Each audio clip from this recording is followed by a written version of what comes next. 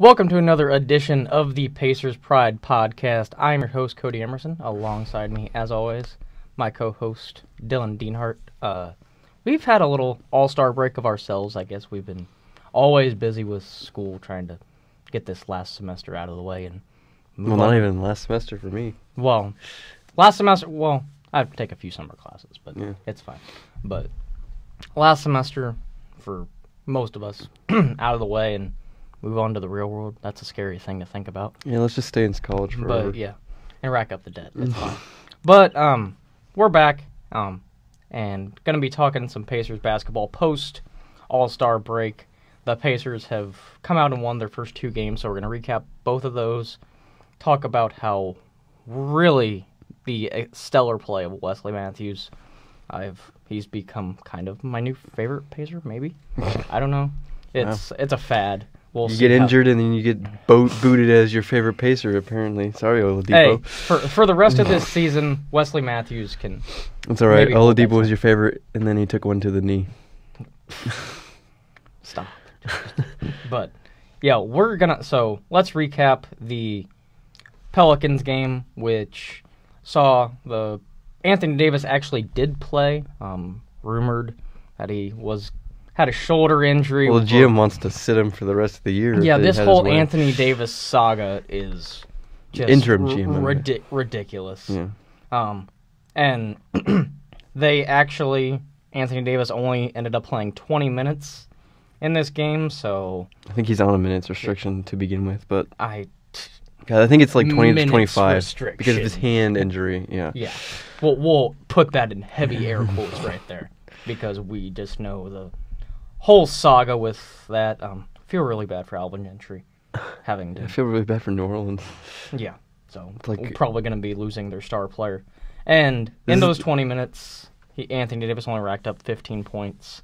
So, I mean, he could have done a lot more damage. Yeah, if he had starter minutes, which he's more than capable of. Yeah. And early on, this was not looking good for the Pacers. They were down, I believe, 20 at one point to the Pelicans. I can't remember. They were down 13, I think.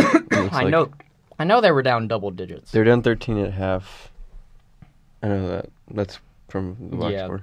But I know they made a miraculous comeback down double digits, but that's really nothing new, I guess, because we saw that a lot last year. In the first half of the season. Yeah, so really, first time we really saw that this year, but Pacers won 126 to 111. No one really stood out for the Pelicans. They had four out of the 5 starters in double figures. Six guys in double figures.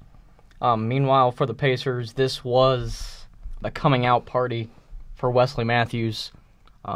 Played a phenomenal game, hit 6 of 11 from downtown, so we got to see 6 bow and arrows. That's kind of, we were talking before the show, my new favorite celebration that the Pacers have. And he 7 of 14 from the field, so he was just raining bombs from 3 and really led the charge in the third quarter. The Pacers scored I read this from, I think it was a tweet that Pat Boylan sent out. The 39 points that the Pacers scored in the third quarter was a season high. So that was really good to see.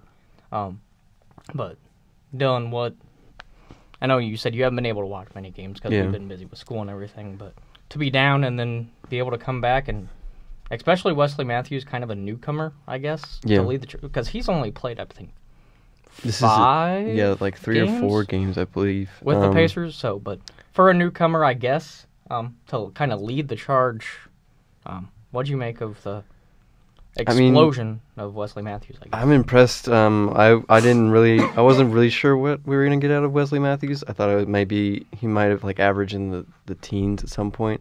I wasn't expecting him to take on this much of the scoring load. And I don't even think we need him to take on much of the scoring load. It's just he's essentially Bojan clone. If I had to give but a little bit better on defense, I would say. Yeah, he's more of a defender on defense, but like him and Bojan are pretty much they've been playing the exact same at least this season. So it's good to have like 2 of the same people on opposite wings that can do if Bojan drives, then Wesley stays. If Wesley drives, then Bojan stays. So you have that threat of the drive and dish with either side. So it opens the 3-point line humongously because you see it. Not only did Wesley Matthews shoot 6 of 11, Bojan also shot 3 of 5 from 3. And I believe he's still amongst the league leaders in 3-point percentage. I don't think that's changed much because I don't think he's gone through much of a slump, I should say. But upon that, Tyreek Evans also came out strong, finishing 6 of 9 from the field with 17 points. I think that the bigger emphasis, though, is that the Pacers, I think, had a little bit of an all-star rest to come out in the first half. They let New Orleans score 35 and 36 in the first and second quarter, respectively. And then in the third quarter, they only let them score 23 and 17. So it says something about whether Dan Burke laid into them at halftime to improve their defense, and if that's the case, then they certainly did do that. Though some of it's probably attributed to that Anthony Davis was not playing that much because of his quote-unquote minutes restriction. So, but still good to see. The Pelicans are still not a terrible team. They got Julius Randle. They got Elfrid Payton, Drew Holiday, all capable players to lead an NBA team to a victory. So it's good to see the Pacers come out of the All-Star break with a victory. And we need to get as many victories as we can before this rough stretch. So everyone stretch that is the month of March. Yeah, we can talk about that on a later show probably. But Bojan currently sits 11th in the league, and he's shooting around 43%. That's still top half. But yeah, that's still pretty good. Davis Bertans from the Spurs is the league leader in 3-point percentage. Are you shocked that someone from the Spurs? Not really. I mean, but can we also just say that Seth Curry is shooting a better 3-point percentage than Steph? Probably shooting less. But still. Yeah. I just like to make fun of Steph Curry anytime I can. I would also like to highlight Darren Collison, who also finished the game with a double-double in points and assists with 12 assists and only 1 turnover, which is more impressive.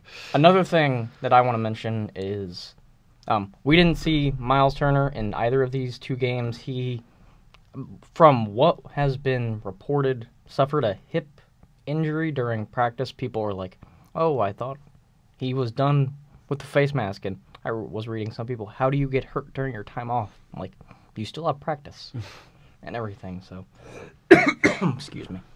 But Nate McMillan chose to go with Kyle O'Quinn as the starter, which I kind of questioned to begin with, but then when I really thought about it, it kind of made more sense, kind of to keep that bench chemistry. Tyreek and Sabonis work very, very well off the bench with each other, so you don't want to screw that up. Kyle O'Quinn played a really solid game. In 20 minutes, he had 8 points and 10 boards, so almost had a double-double. 2 steals. And so it was really prominent in the Wizards game.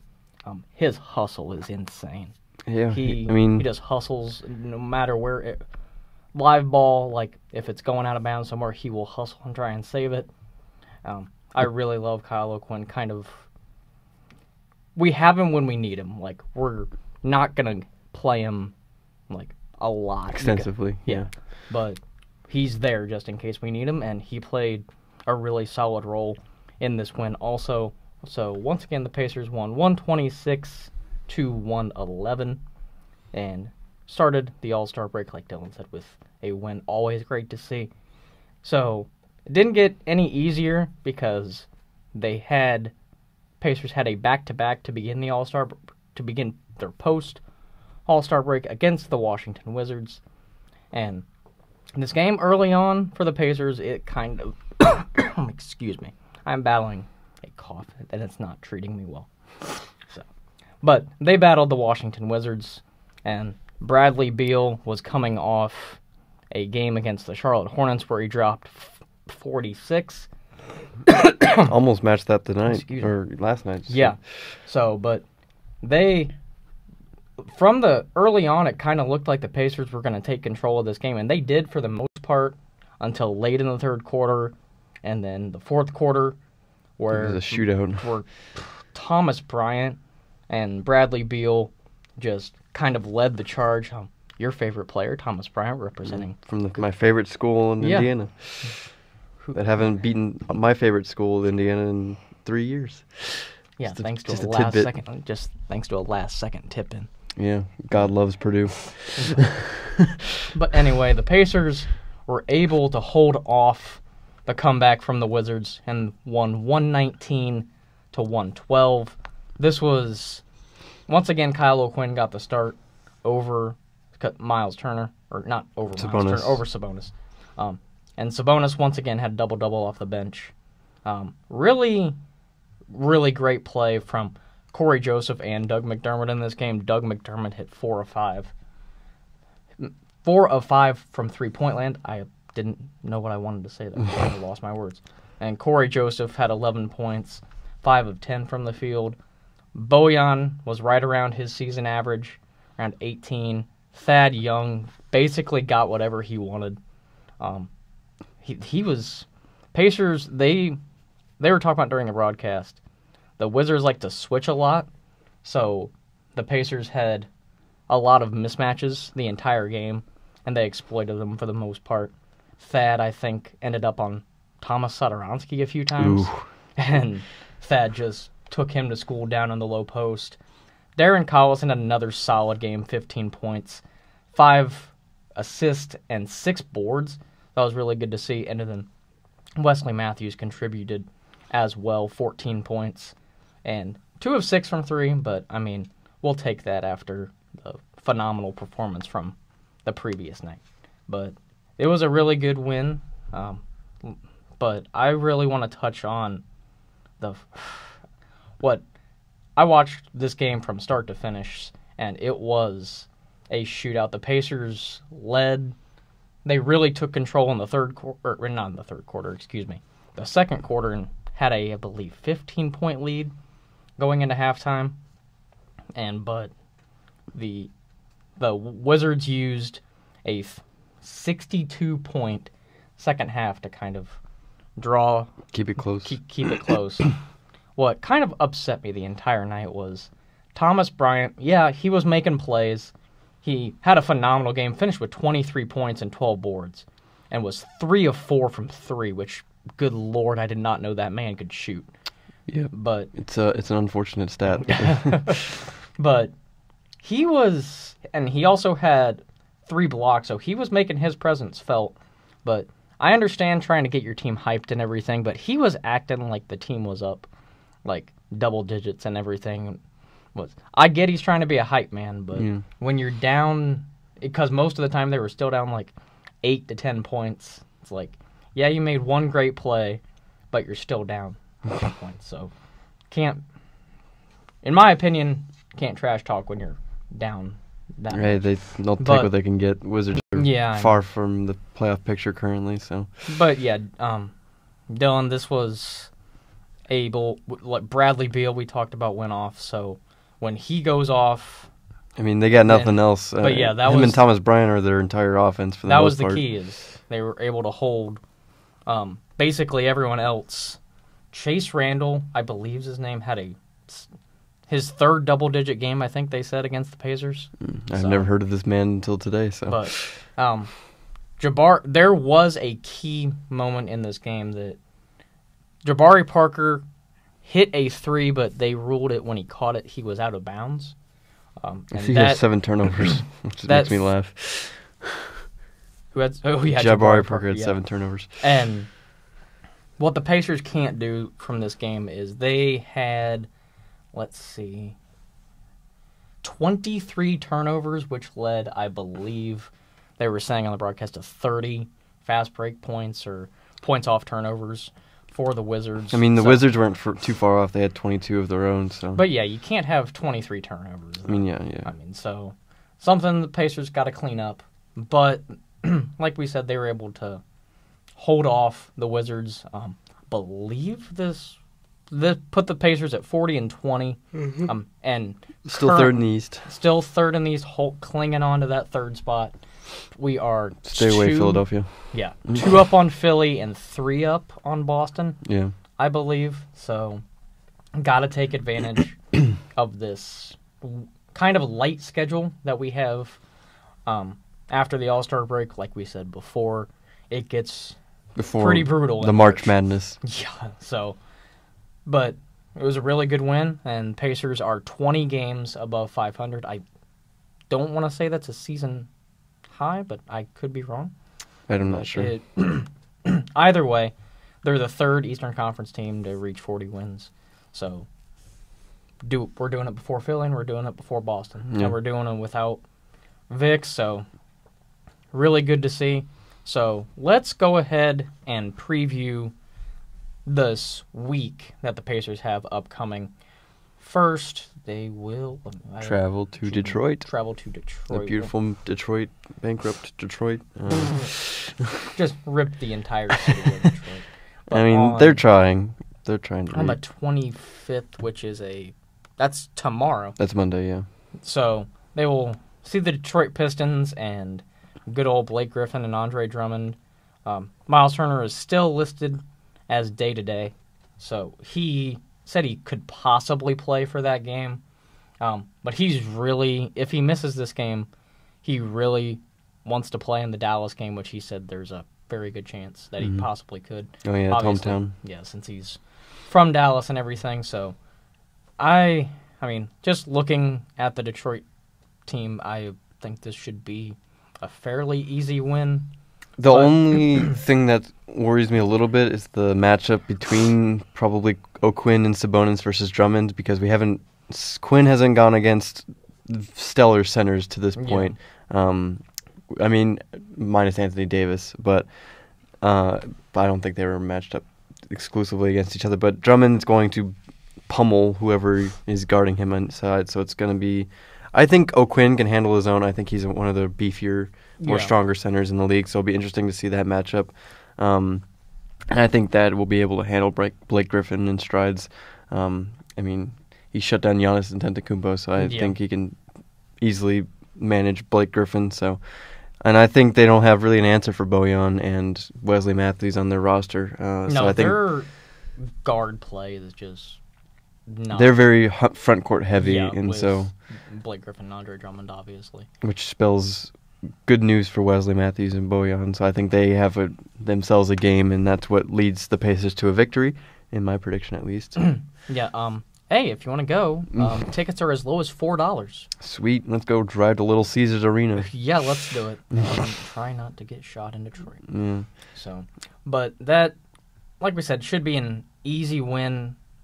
The Pacers are currently on this little stretch of games playing, I think, 6 or 7 teams with a record under 500. So, got to take advantage of this schedule, before, like we keep mentioning, it gets brutal in the month of March. So, just control Blake Griffin, don't let Blake Griffin go off for like 40.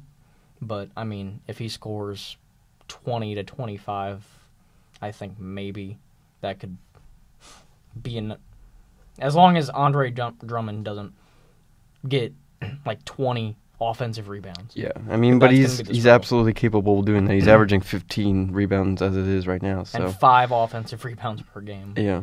And so it's going to be a challenge on the boards, and we'll see if Miles is back.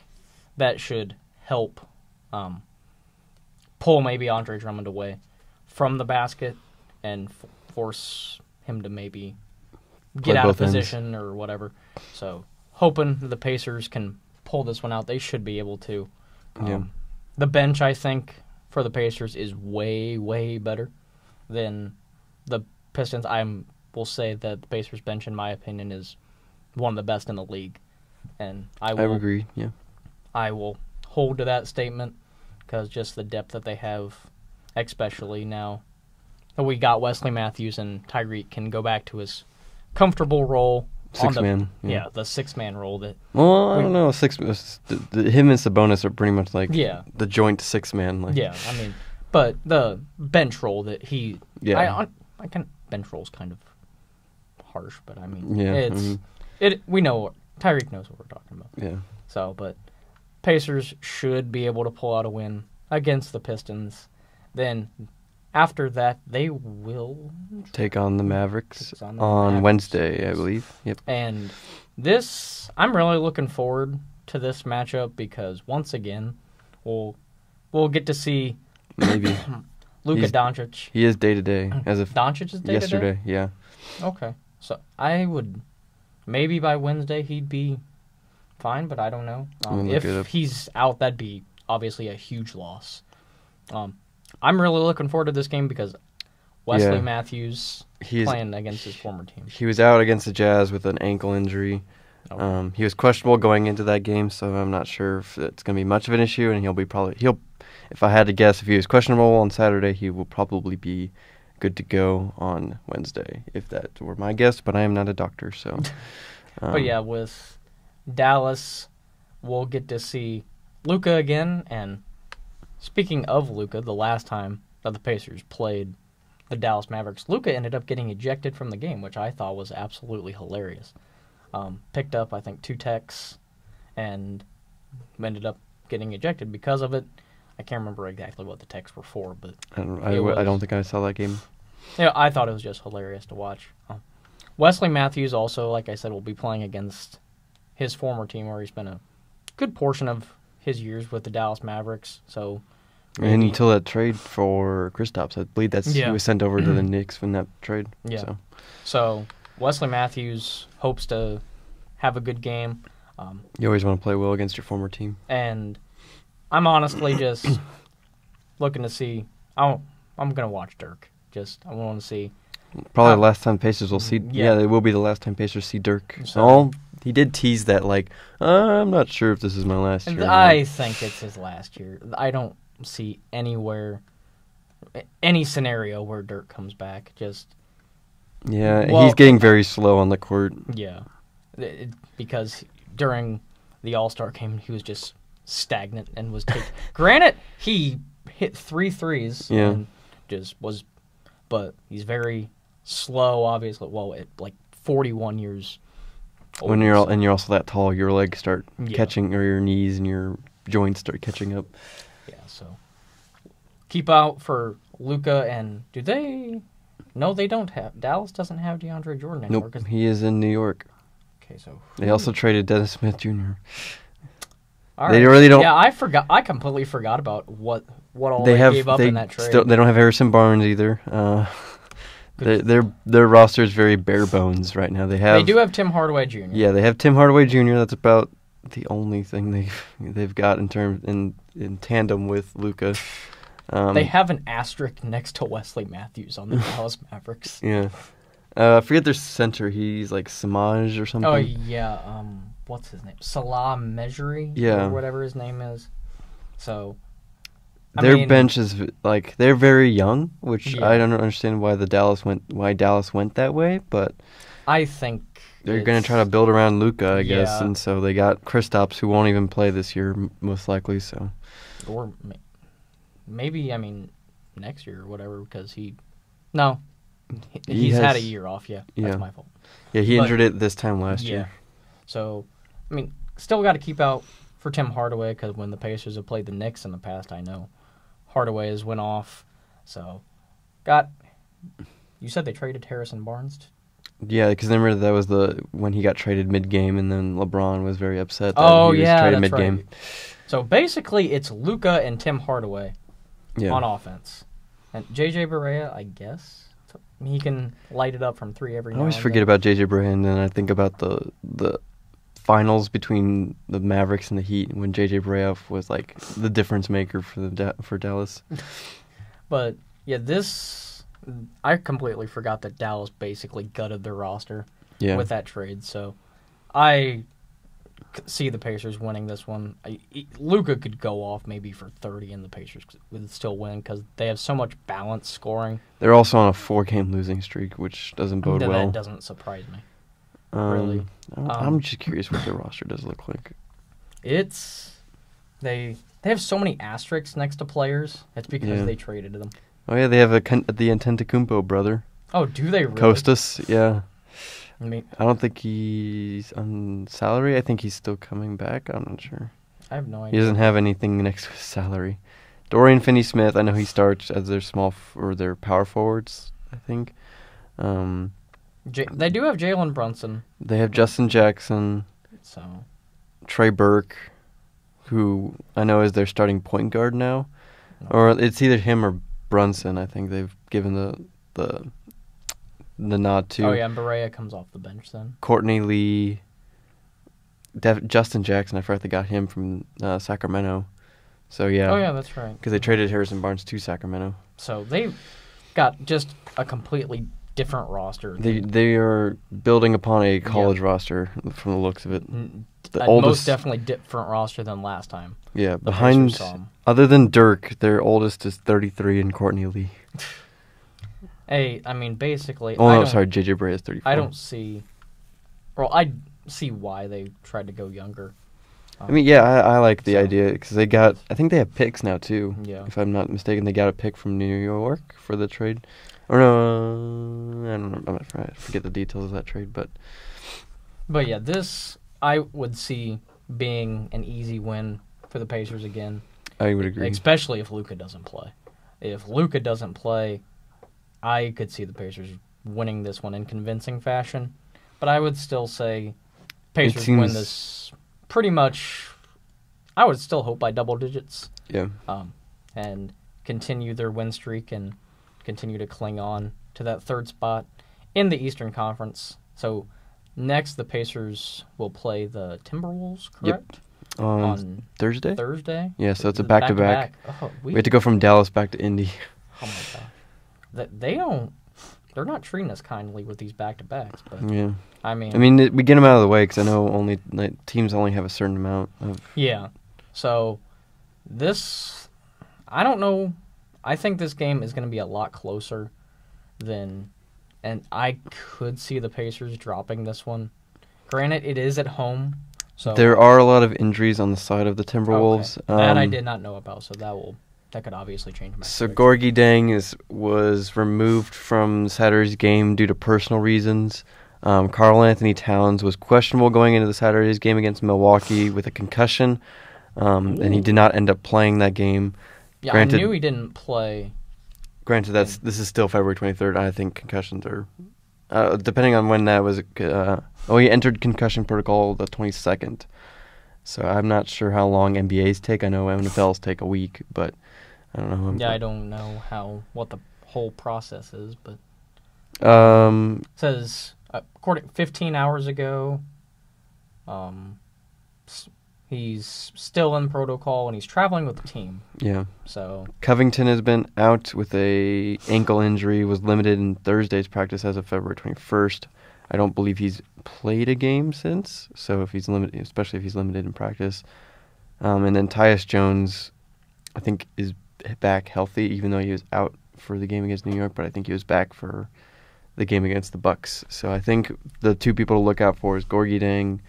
Or the three people to look out for is Robert Covington, Gorgie Dang, and Karl Anthony Towns. Especially if Cat doesn't play. Yeah. That'd be a huge blow. You still have to deal with Andrew Wiggins and the return of Derrick Rose. No. What's his name? Our former point guard. Jeff Teague. Yeah, return of Jeff Teague. And so they. Though I think Miles would be the only person that would recognize Jeff Teague. Yeah. But they can't forget about Derrick Rose, who is right up there. I think he's averaging like 18 points. He's up in the Sixth Man of the Year running. Right up there with Sabonis and everyone. But especially if, I'm going to say the Pacers squeak out a win. Let me look up Minnesota's schedule, see if they're on the back-to-back. They are... I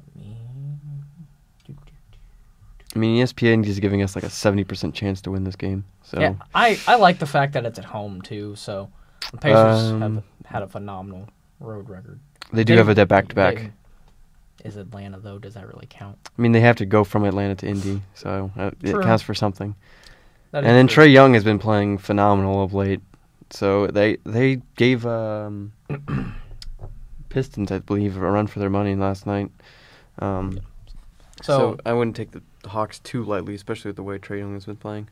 Yeah, I'm still going to say the Pacers squeak out a win. I think this game could be really, really close, though. I think the Pacers need to win this game more than they realize. Or maybe not that more than they realize, but it is a very important game, given their upcoming schedule. Yeah, do you see it being a win? I do also see it being a win. I think, especially since they've just gotten done with the All-Star break, I think that's good that they have these back-to-backs so early, just because they are more rested and more prepared for these back-to-back. So I think that benefits us. I think that negates most of the troubles of the back-to-backs. So I would also believe that we will come out with a victory. Yep. And hoping that hope that our predictions are right, so we can continue to ride what would be a really nice win. It would be 6 game, 4, or 5 game. Well, we want to talk about the Orlando game too on Saturday. Oh yeah, we can. So I would see this winning streak being stretched to 6 against Orlando. As we get into March against Orlando. Because Orlando, I remember they started out the year so well. They're not out of the playoff picture yet. They? They're almost in the league, the Southeast lead in the division. They're a game and a half back of Charlotte. Oh, wow. And if you win I believe if you win your division, you get a playoff spot, right? Or is that not how the NBA works? Is it just record? I think it's just the top 8. Really? I thought. Yeah. So because no one. I mean, that's usually if you win your division, you're in the playoffs. Mm-hmm. But because I could have sworn that was a thing, but maybe I'm wrong. I don't. But like I'm not 100% sure. No one in the Southeast Division is above 500. Charlotte is 28-31, and then they're the leading team, and the 4 out of 5 of them are on a losing streak. Good lord. Charlotte's lost. I forgot they traded for Markelle Fultz. Yeah. And is he playing? No, he's out. They said he may not return before the end of the season. Is he on like a shoulder rehab or something? Shoulder. I hate to call him maybe a bust, but we'll see when he actually plays. Yeah, I don't think has he played a full season? I don't think so. I mean, he's still up for Rookie of the Year, then, I guess. Good lord. The whole Ben Simmons saga again. Yeah. Then, no Mo Bamba, too. I like Mo Bamba. I do, too, and I think he could be... Obviously, he can be a shot-blocking presence down there with how tall he is and everything. But he's also... And then don't forget Vucevic, sorry. Yeah, Nikola Vucevic is obviously going to be the person to watch out for. He's their leading scorer. He's got a great interior game. Pretty sure they're leading. He's averaging 20, right around 21 points and 12 boards. So he's also their leader in steals. Good lord. I mean, I think it's easy for bigs to get steals because they just swipe at the ball when someone drives down the lane. You usually think of like a guard or True. a forward. I mean, yeah, leading, like PG. Yeah, leading someone in steals. But yeah, Aaron Gordon. I think he's still playing. Yes, okay. I believe. Yeah, so. he is. So, got to keep out for Vucevic. Obviously, would be your main priority, and just hope Aaron Gordon doesn't put you on a poster, basically. Because Toronto or Orlando would potentially be coming in with a 1-0. They're at Toronto next game. They're at New York, which I think they could win. Then they're at home against Golden State, and then they travel to us on Saturday, and then they go to Cleveland the day after that. Yeah, and another guy you could keep your eye out on is they do have some pretty good shooting guards, Evan Fournier and Terrence Ross. Terrence Ross, I've always liked him as a player, just wherever he goes, because I know he can put Terrence Ross in the dunk contest, please, because he could still throw it down. He's averaging right around 14.5 points per game. Evan Fournier's right around 15. So those guys can light it up too, but I just think the Pacers will, especially the bench, will have its way. Especially since it's at home, it favors the Pacers by a long shot. So Pacers should hopefully win this one and get a 6-game win streak. Yeah. If our predictions go right, which hopefully they will. But at some point we need to keep track of our predictions. See if we probably should, but that takes too much effort. Yeah, that's true. I agree with that. I have a Well, I keep the actual record on. I have a little schedule in my room that I mark wins and losses on, but that's the actual record, not our predictions. I'm pretty sure if the Pacers had the record of our predictions, they'd be first in the East right now. Yeah, they'd be first in the East probably. So, but all right, well, we have some little time left before we have to go, so we're just gonna talk briefly about All-Star Weekend, just a little bit. And so, where do you want to start? Do you want to start with? I want to start with the what is it called? The skills challenge, which I think was the best part of that. It really was. The just turned into you're supposed to take a 3-point shot when you're done with all your challenges, but it ended up just being like a half-court shot. Hey, props to Jason Tatum though. Dude, that was a nasty shot to beat Trae Young. I thought that was the highlight of the night, personally. Yeah, the Jason Tatum ended up winning the skills challenge by hitting. If you haven't seen it, just Google Jason Tatum skills challenge. And he hits a half-court shot over... Was it Trae Young? Yeah, it was him and Trae Young, I believe. I would love to see, though, so maybe next... The Pacers, unfortunately, didn't have anyone represented at All-Star Weekend. They had Vic, but Vic was out injury. Yeah, so... But I would have loved to see, Sabonis in the skills challenge. Because of his passing.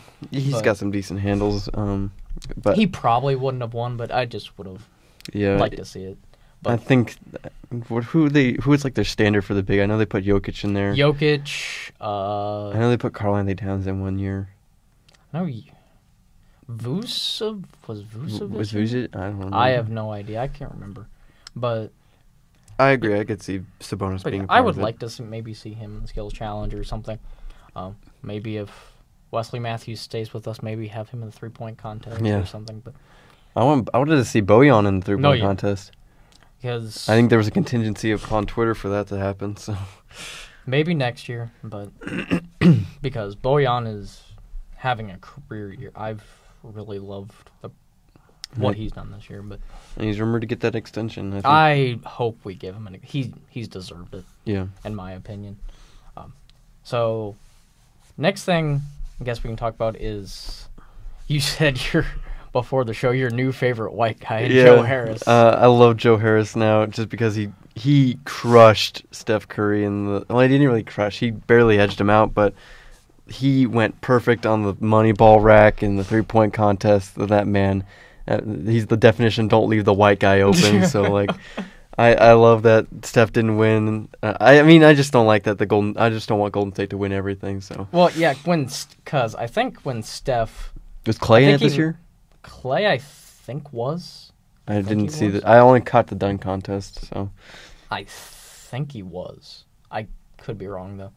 But, yeah, when I saw Steph Curry, he started, I think he made his first, 5 or 6, and I was like, oh, God, here we go. He's literally He finished with, 26, didn't he? Something like that, 26, 28, and then Joe Harris at 28. Yeah, but then enter Joe Harris, who is actually, I think, when I was looking up the 3-point leaders, I think Joe Harris is second. Yeah. I think he's shooting almost. And because don't forget, Brooklyn is still 6th in the East right now. We would, if the playoffs started today, we would get Brooklyn and have to defend the white guy, I guess. I mean, give credit to the. I don't want to give credit to the Brooklyn organization. They've turned this thing around fairly quickly.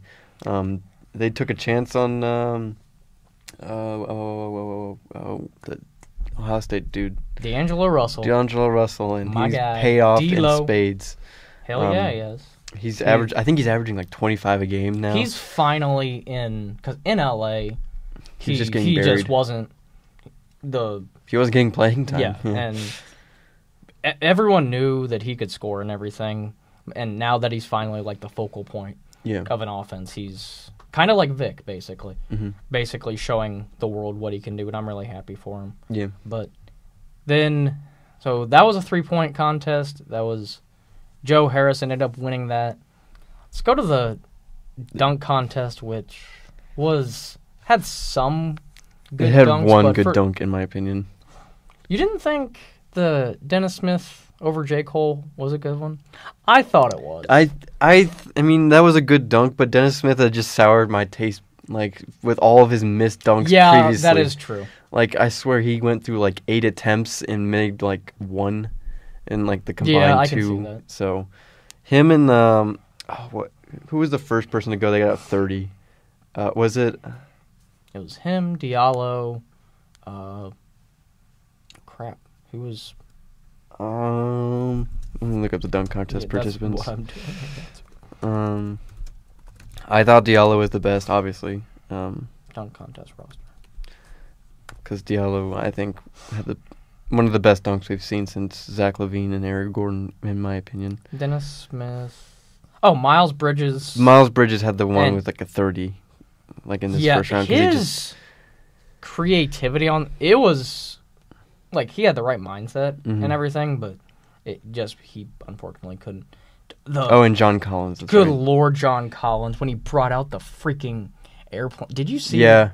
And then he destroyed he broke it. Yeah. I'm really hoping that wasn't an Priceless. actual model of anything. Grant to him for repping Black History Month and everything, but if you're gonna bring out a prop like an airplane, you better clear it. It was interesting to watch because I was watching the dunk contest just on like a side thing with no volume on. It was kind of interesting to see, guess what he was trying to do. It was like, all right, he's brought out pilots. All right, now he's got goggles on, and now he's putting a scarf on. See, I thought he was gonna try and jump over all the pilots or whatever. Yeah, that's what I was thinking. And then he brought out that humongous figure of a plane, and I was like, okay. I mean, he's trying to do Blake Griffin, I guess. But he ended up breaking it. I was saying, did they count him breaking the plane as I have no idea. Because I think they got all 50s for that, or he got a 50 for it. Did he? I don't know, but I mean, I also have a problem with the judging, not the judges, but the judging. They're very lenient. I want to see more 27s. I want to see a 40, and I want to see a 50 being a Zach LaVine dunk. Yeah. They're very forgiving, and they're very gracious. I don't know what I'm. Yeah, I mean. They give out a lot of 50s just willy nilly. Yeah. I think there should be some stricter guidelines just to make this more interesting. Because I remember when I was growing up, getting a 50 was almost impossible. Because you more often than not you get all 7s or all 8s. I just think we need to see more prominent people in the dunk contest. I would. Well, have you seen the petition for next year? Right now it's Giannis, Donovan Mitchell. Because if Donovan Mitchell or Giannis said, "Should I be in the dunk contest? Yes or no?" And then Donovan Mitchell said, "If you do it, I'm in." And then there's rumors that Zion's going to do it next year. I would love to see Zion in the dunk contest. And then people want to get LeBron to do it.